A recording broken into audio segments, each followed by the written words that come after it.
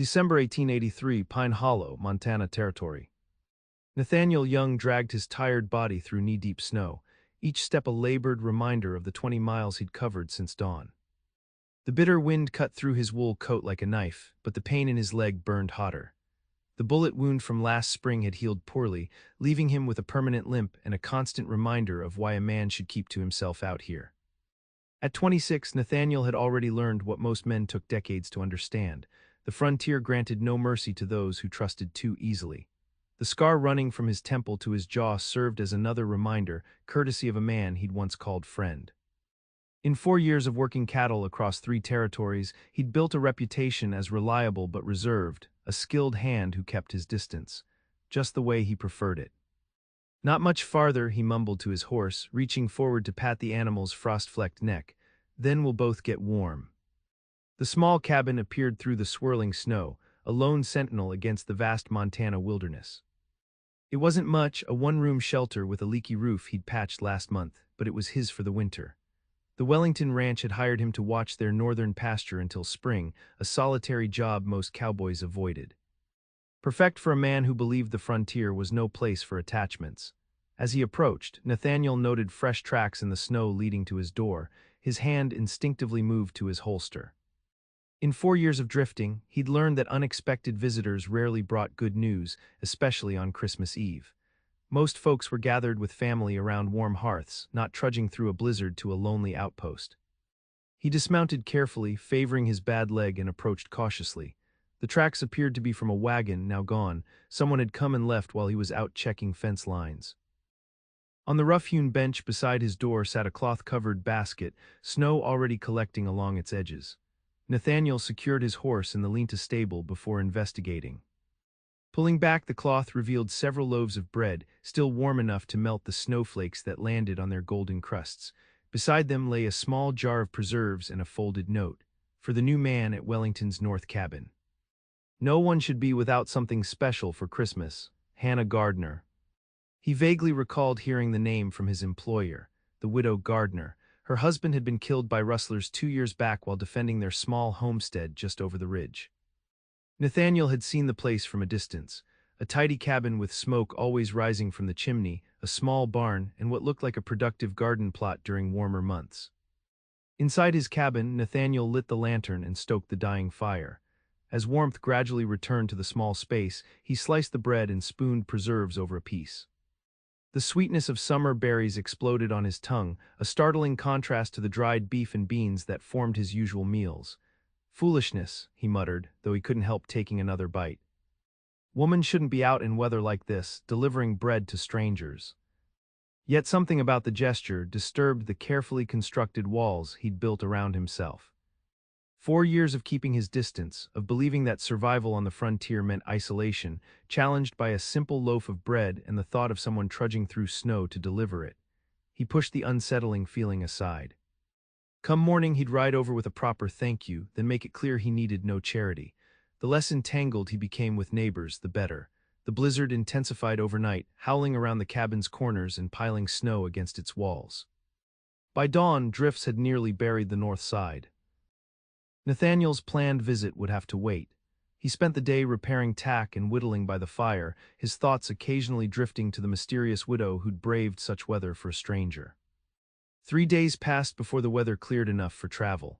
Nathaniel loaded his saddlebags with the only gift he could manage, a carved wooden box he'd been working on with no particular purpose in mind. It wasn't much, but leaving a debt unpaid sat poorly with him.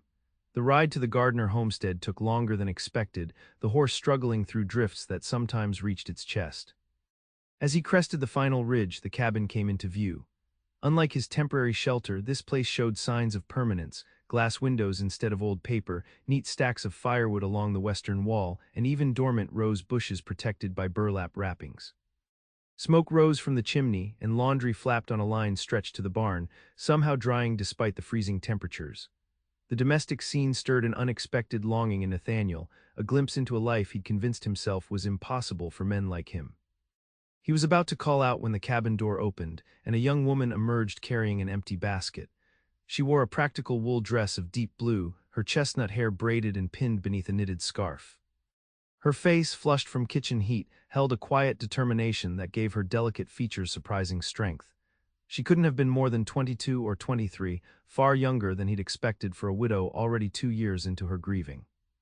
The woman spotted him and paused, one hand instinctively going to the pocket of her apron where Nathaniel suspected a small firearm likely resided. Smart woman. Mrs. Gardner, he called, keeping his hands visible. Nathaniel Young from the Wellington place. Recognition relaxed her features. Mr. Young. I was wondering if my bread found you before the worst of the storm hit. Nathaniel dismounted, careful to keep his movements slow and deliberate. Up close, her eyes were a striking shade of green, direct in their assessment of him.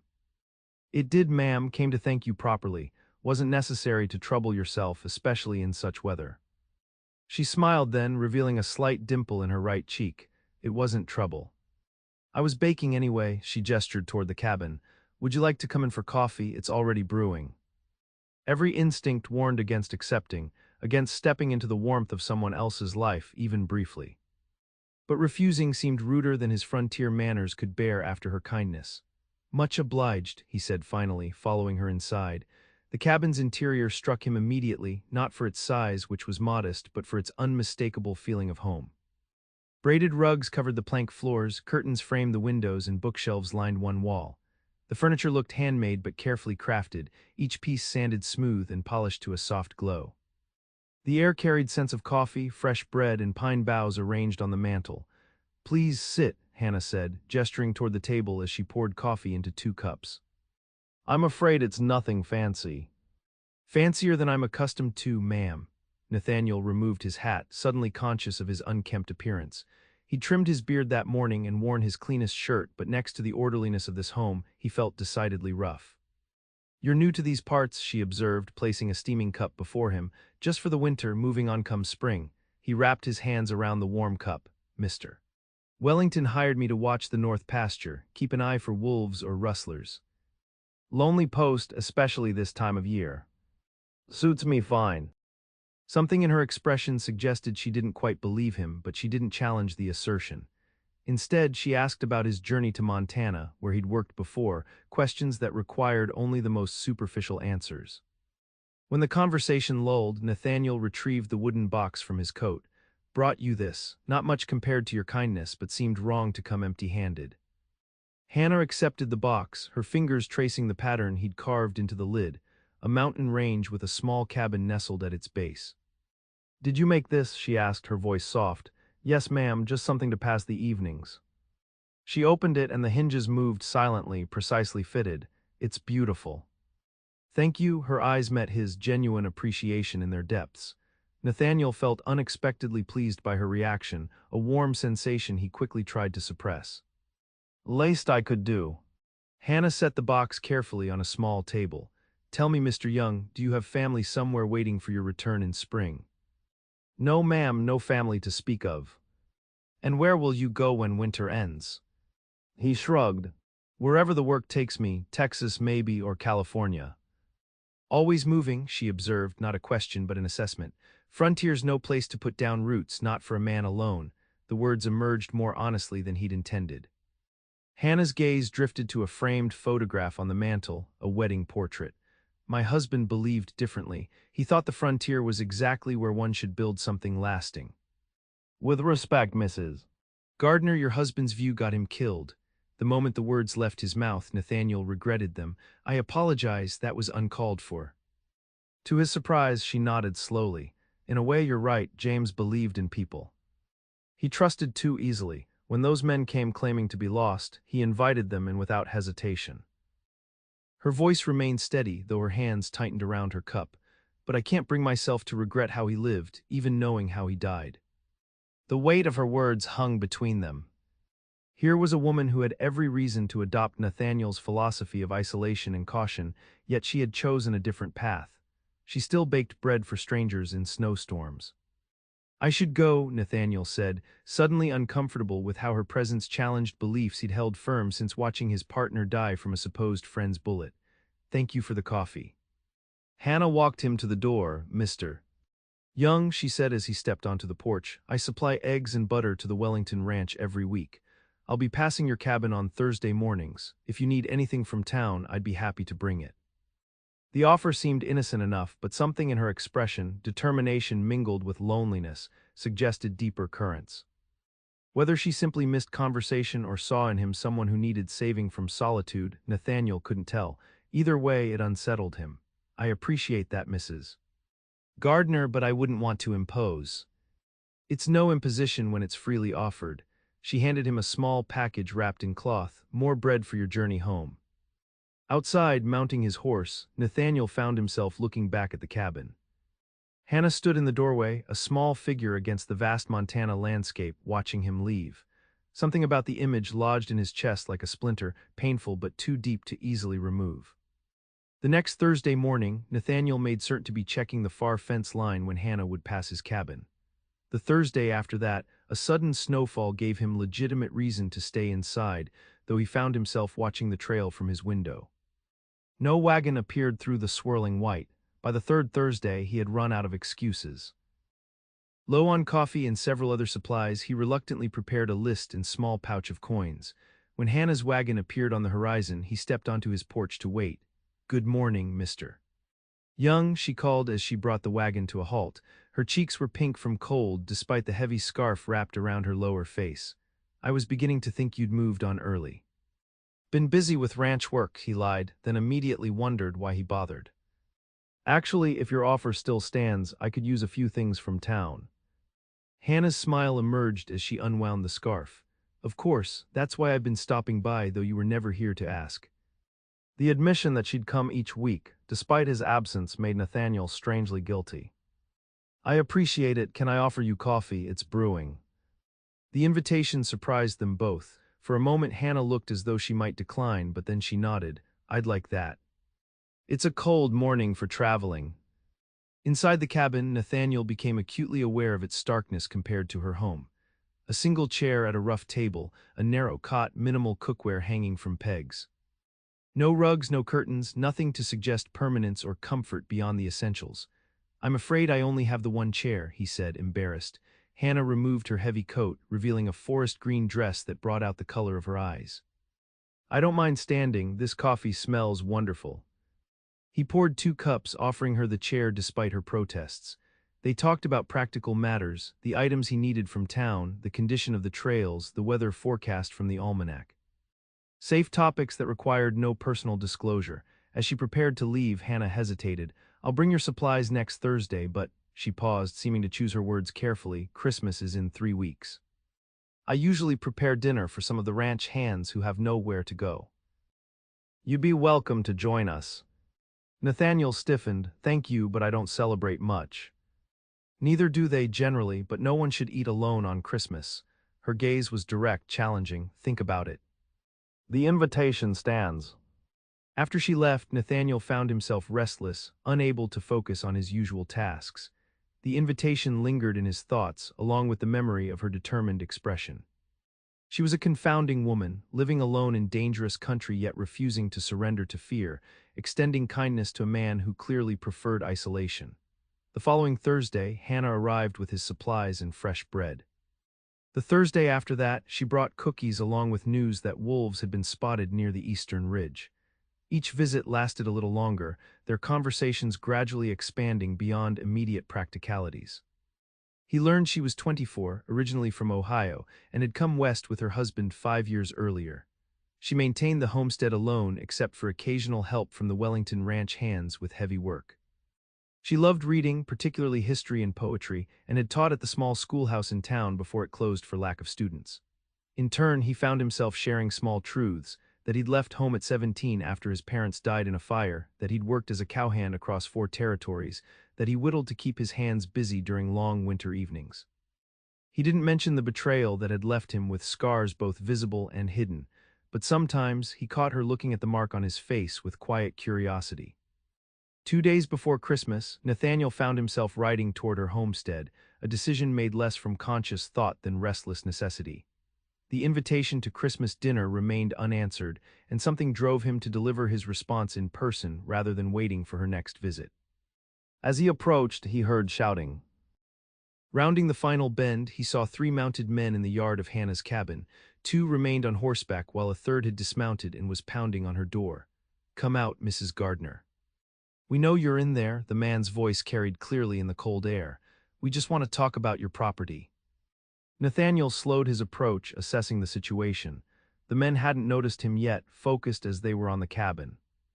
From his position, he could see their horses were high-quality stock, their clothes expensive despite trail dust. Not typical bandits, but something about their manner raised his hackles. The cabin door opened slightly, and Hannah's voice emerged. "I've told your employer before, this land isn't for sale." "Mr. Hargrove believes you're being unreasonable," the man replied. "A woman alone can't manage this place properly.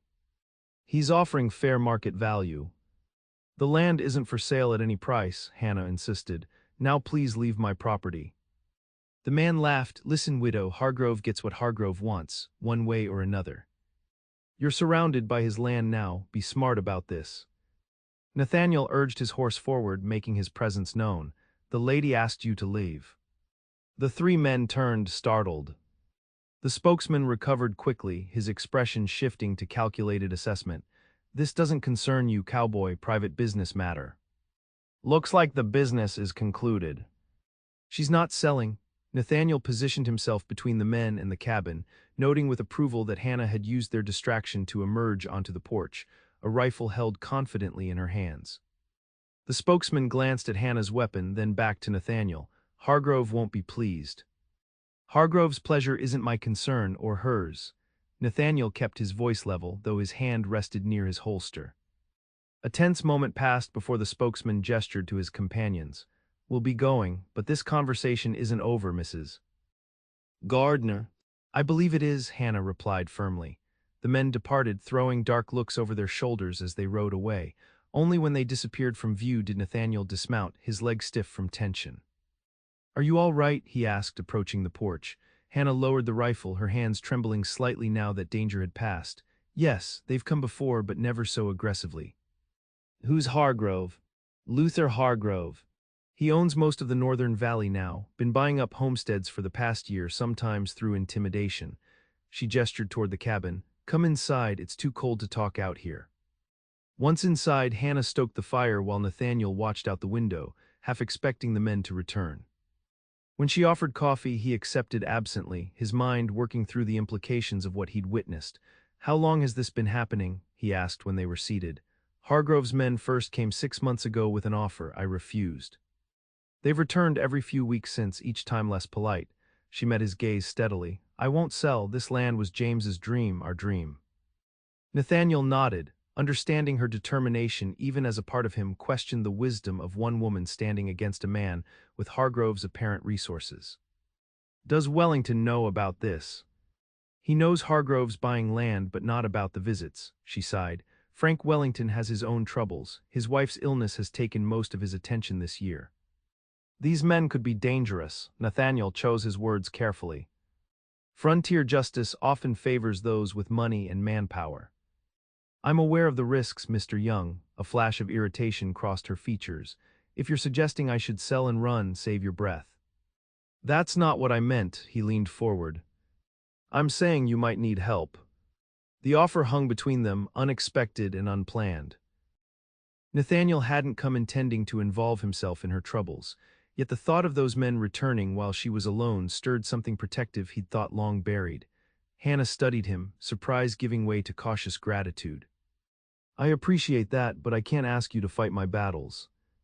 "You didn't ask, I offered." He hesitated, then added, "Besides, Wellington hired me to watch for trouble. This qualifies." A small smile touched her lips. "Is that why you came today? Professional concern?"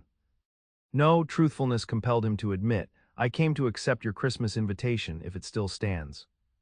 Her smile widened, transforming her face in a way that made his chest tighten. "It does." Nathaniel left an hour later with a promise to return for Christmas dinner and a nagging sense that he'd crossed a boundary he'd carefully maintained for years. Involvement meant vulnerability, and vulnerability led to pain, lessons written across his body in scars. Yet as he rode back to his cabin, he found himself planning how best to help Hannah with her Hargrove problem.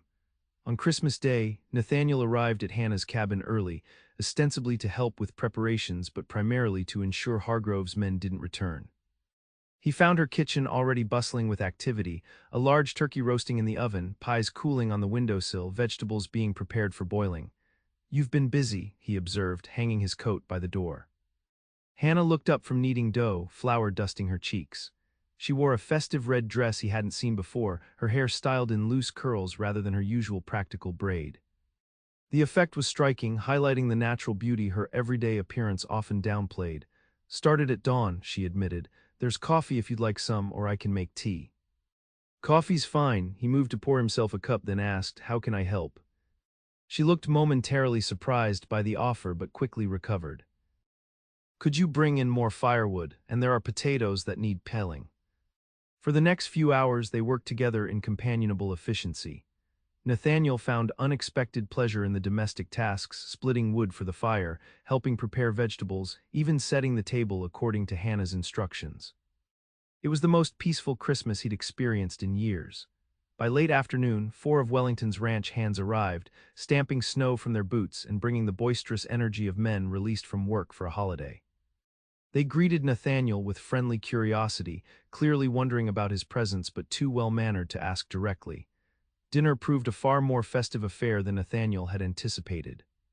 Hannah had transformed her simple cabin into a Christmas haven with pine boughs, candles, and small handcrafted decorations.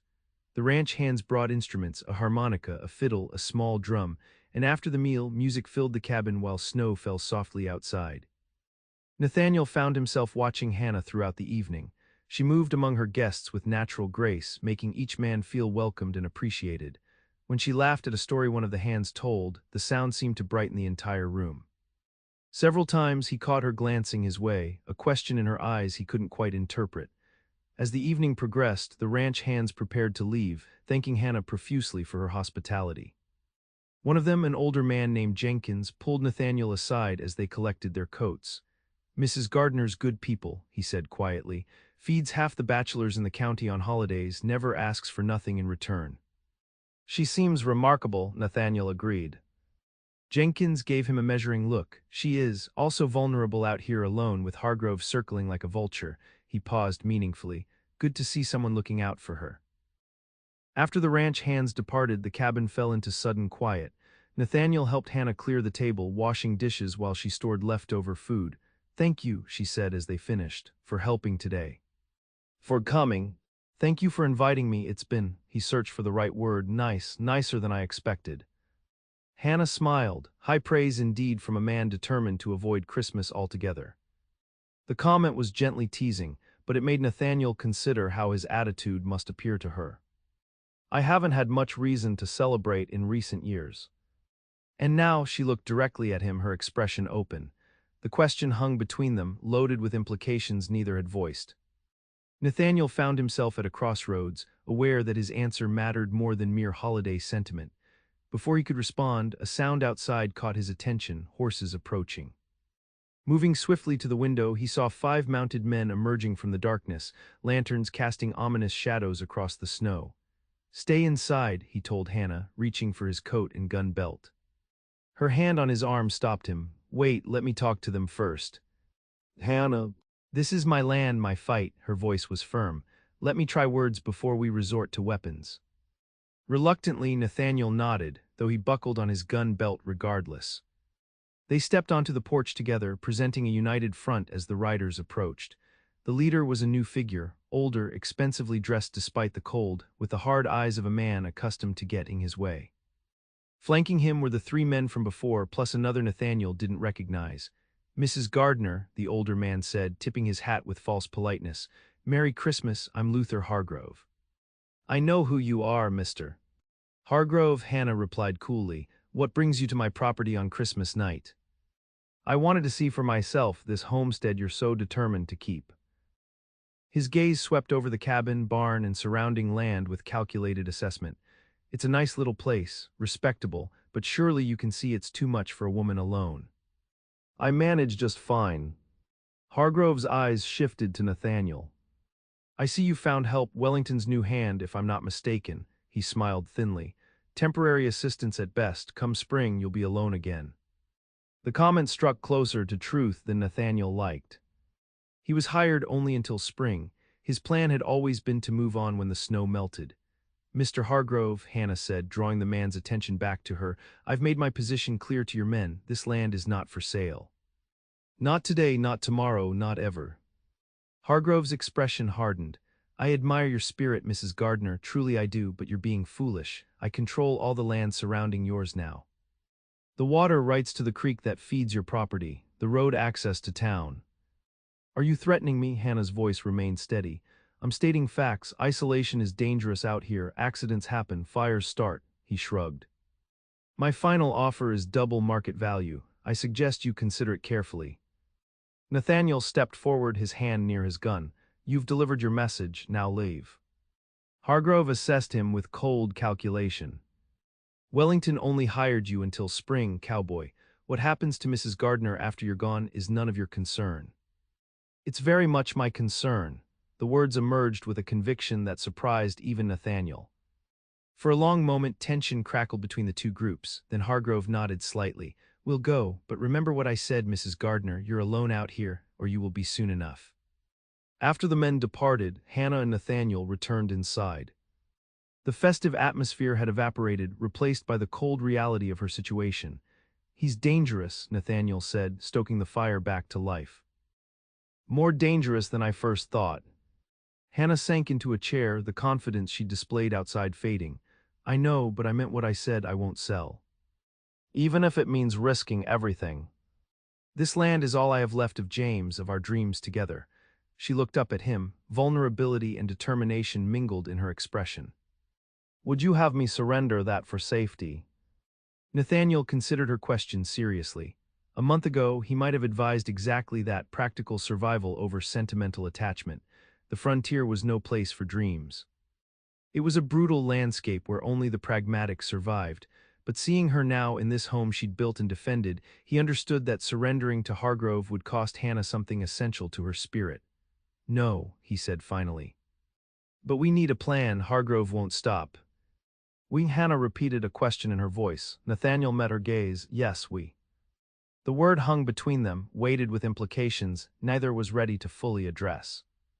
Yet in that moment something shifted, an acknowledgement that whatever came next, they would face it together. The weeks following Christmas brought heavy snow and bitter cold, forcing even Hargrove's men to delay further confrontations. January passed in relative peace, though Nathaniel rode to Hannah's homestead every few days, ostensibly to check on her safety but increasingly drawn by her company. Their conversations deepened as winter deepened. During long evenings by the fire, Hannah shared stories of her childhood in Ohio, her courtship with James, their journey west full of hope and ambition. In turn, Nathaniel gradually revealed his own past, his years working Texas cattle drives, his partnership with a man named Ellis who taught him the cowboy trade, and finally, the betrayal that had left him both physically and emotionally scarred. We were gold prospecting in Colorado, he explained one night, eyes fixed on the fire rather than her face. Found a promising claim. Ellis rode to register it while I kept working. He returned with another man, someone he'd known before, said they were partners now. Hannah listened silently as he continued. I objected. There was an argument. The new man, Cartwright was his name, drew first. I was faster. Nathaniel's hand unconsciously touched the scar on his face. But Ellis sided with him, shot me while I was distracted. They left me for dead, took everything. How did you survive? Hannah asked softly. Luck. A hunting party found me. By the time I recovered, Ellis and Cartwright were long gone with our gold. He shrugged, affecting a casualness he didn't feel, taught me the value of keeping to myself. Hannah reached across the space between them, her hand covering his. Not everyone will betray you, Nathaniel. The touch of her hand, warm and steady on his, stirred emotions he'd spent years suppressing. For the first time in their acquaintance, she'd used his given name rather than the formal Mr. Young. The intimacy of it, combined with the understanding in her eyes, threatened the walls he'd built around himself. Perhaps not, he allowed, but the frontier makes betrayal tempting. Resources are scarce. Survival trumps loyalty. Is that truly what you believe? Her hand remained on his, her gaze unwavering. That out here we're all ultimately alone. The question cut to the heart of his philosophy since Ellis's betrayal. That attachment was dangerous, that true safety lay in isolation. Yet sitting in Hannah's warm cabin with her hand on his and her green eyes reflecting firelight, that belief seemed suddenly hollow. Before he could answer, a sound outside drew their attention, a horse approaching at speed. They exchanged concerned glances before Nathaniel moved to the window. Through the darkness, he could make out a single rider slumped forward in the saddle. Outside, they discovered young Tom Miller, one of Wellington's hands, barely conscious and bleeding from a wound in his side.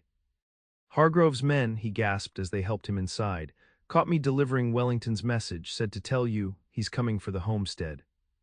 While Hannah tended Tom's wound, a deep gash that thankfully had missed vital organs, Nathaniel pressed for details.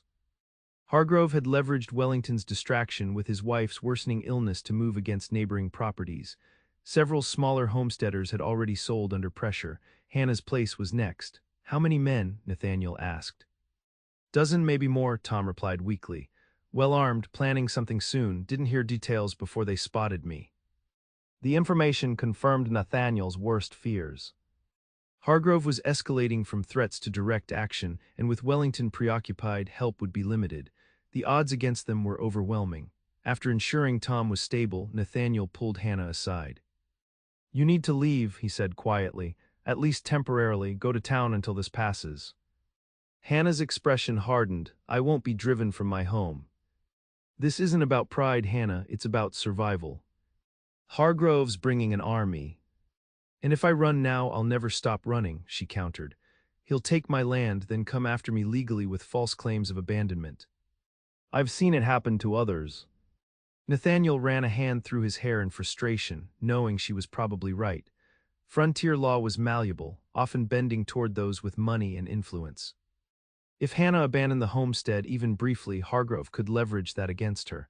"Then we prepare," he said finally, "but you should know this won't be easy, we're outnumbered." Hannah's gaze was steady. "I've never expected easy, Nathaniel. Just worthwhile." The next day they began preparations. Nathaniel rode to neighboring homesteads and small ranches, seeking allies against Hargrove's expansion. 3 men agreed to help: Jensen, who ran the livery in town, Peterson, whose homestead bordered Hargrove's new acquisitions, and old Sam Winters, who'd fought a pash in his younger days and still maintained a remarkable aim despite his age. It wasn't much against Hargrove's dozen, but it improved their odds. Meanwhile, Hannah fortified the cabin, boarding vulnerable windows, storing water, preparing medical supplies. Tom remained with them, his condition improving enough that he insisted on helping despite Hannah's protests. 4 tense days passed before Jensen brought news from town. Hargrove's men were gathering supplies, buying ammunition. They were preparing for something significant. That night, as Hannah and Nathaniel sat alone by the fire after the others had bedded down, the weight of their situation pressed heavily between them. "You could still leave," Hannah said suddenly, breaking the silence. "This isn't your fight. When spring comes, you'll move on anyway." Her words echoed Hargrove's taunt on Christmas night. The truth in them stung more than Nathaniel expected. "Is that what you want?" he asked carefully. Hannah looked away. "What I want and what's fair to ask are different things." "Let me decide what's fair to ask." He moved closer, taking her hands in his. "Hannah, look at me." When she met his gaze, the vulnerability in her eyes nearly undid him. This brave, stubborn woman who had faced loss and threats alone, who had extended kindness to a stranger determined to remain isolated, who had slowly but persistently challenged his belief that the frontier was no place for connection. "I'm not leaving," he said firmly. "Not tomorrow, not when Hargrove comes, not in spring." Her eyes widened. "Nathaniel, let me finish." He took a deep breath, organizing thoughts he'd barely acknowledged to himself until this moment. "For years, I've believed that surviving out here meant staying detached, movable.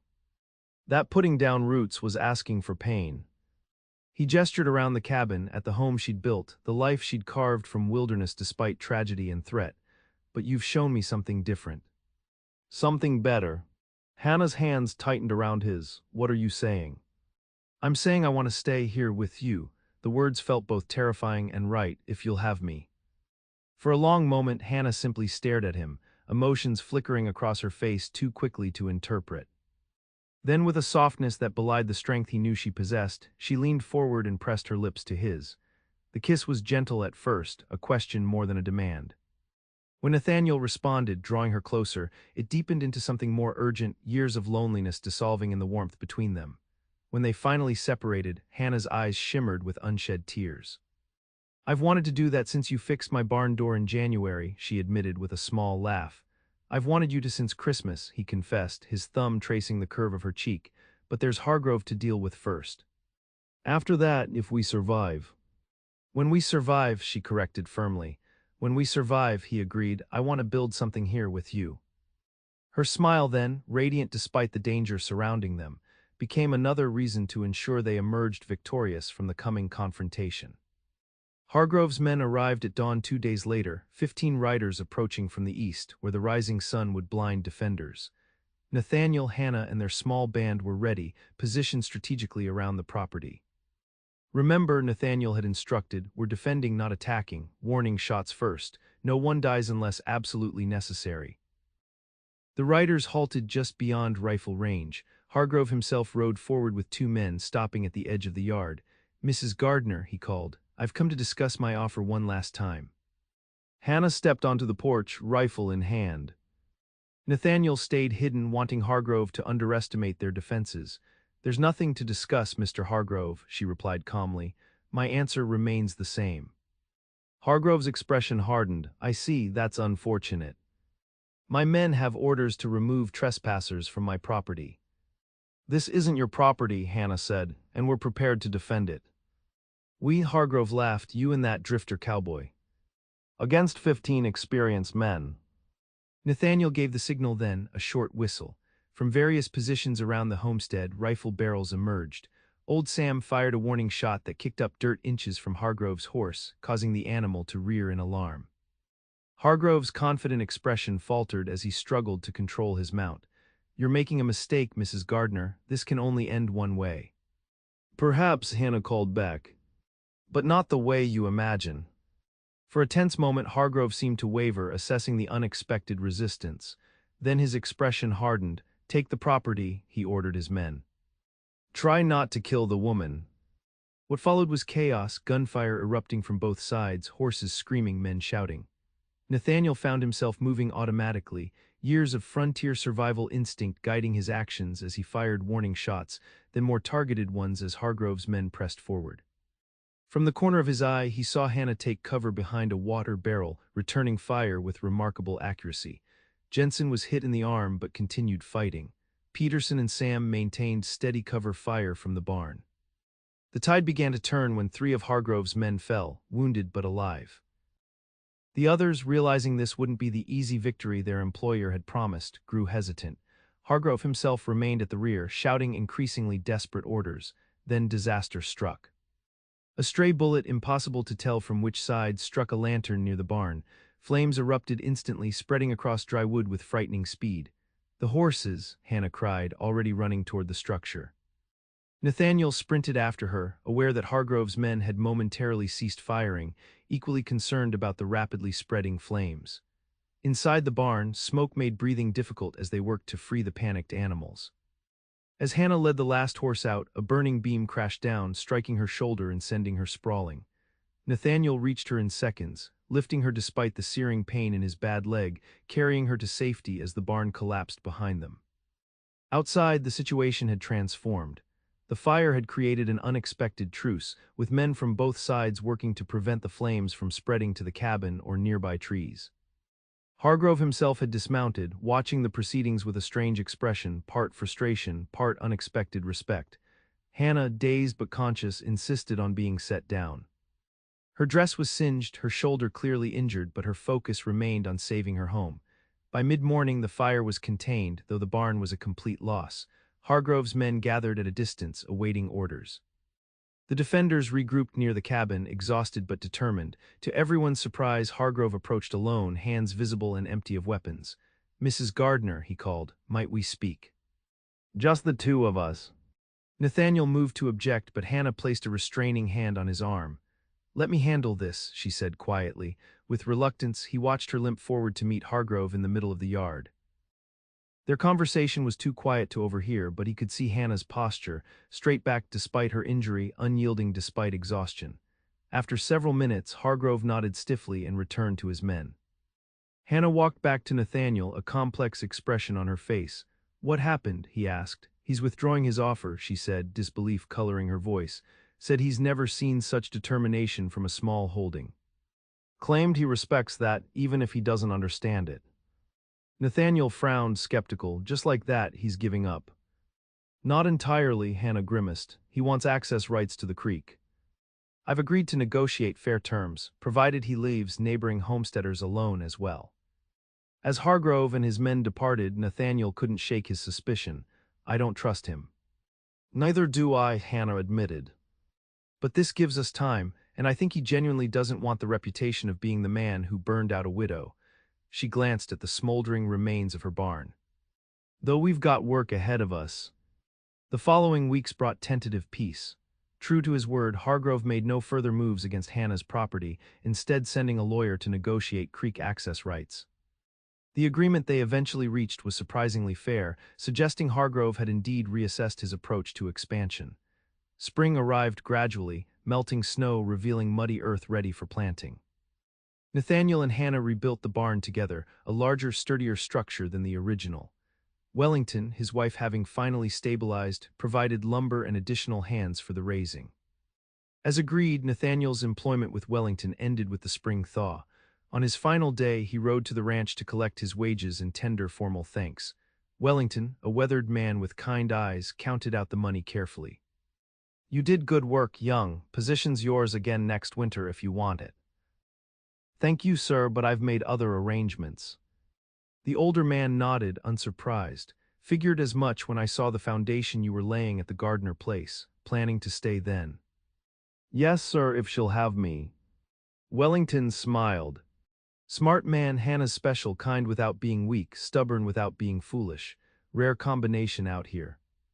Nathaniel agreed wholeheartedly with that assessment.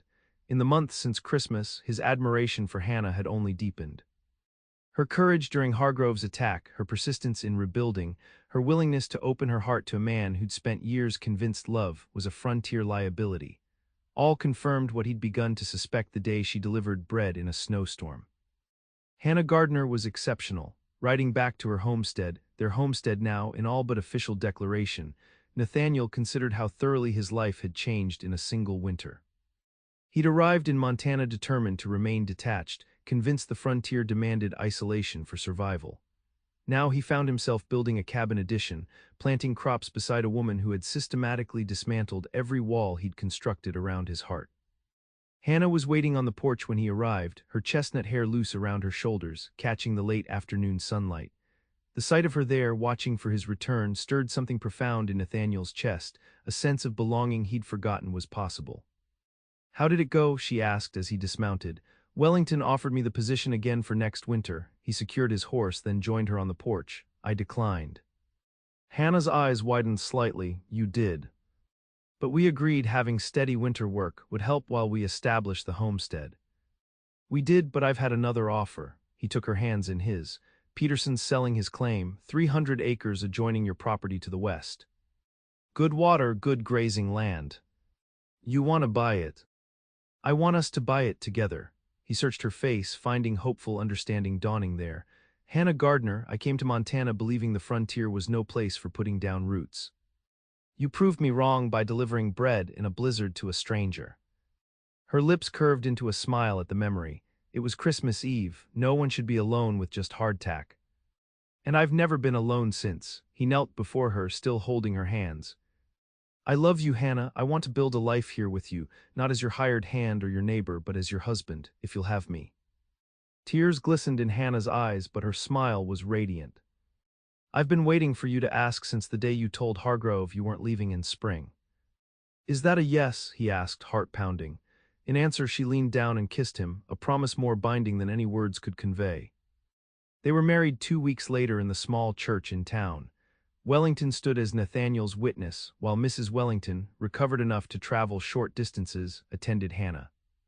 The purchase of Peterson's land was finalized the same day, doubling the size of their homestead and securing their future together. That night, alone in the cabin that had once been Hannah's and was now theirs, Nathaniel held his wife close and marveled at the journey that had brought them together. Do you remember what Hargrove said at Christmas? He asked softly. That I was temporary assistance at best.